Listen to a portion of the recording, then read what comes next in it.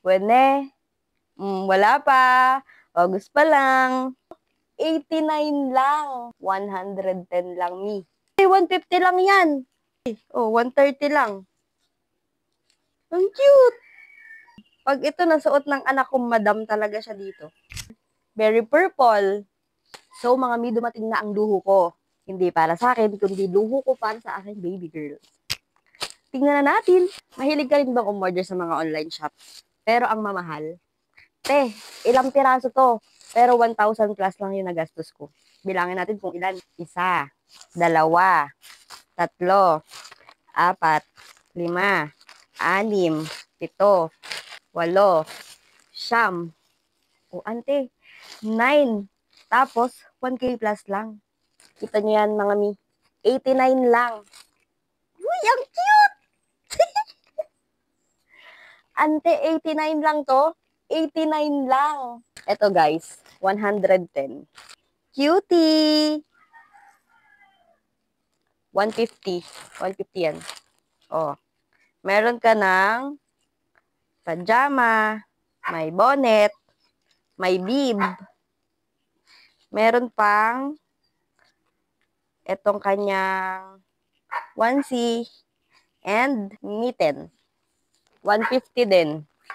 Oh, cute. Tsaka, oh, di ba? Ante, alam niyo ba yung mga pinag-order ko, mga 6 to 9 months na? Kasi ang mumura. Tapos alam ko, masusuot din naman ng baby girl ko soon. Oh, syempre, bago pa tayo maunahan ng iba, unahan na natin sila.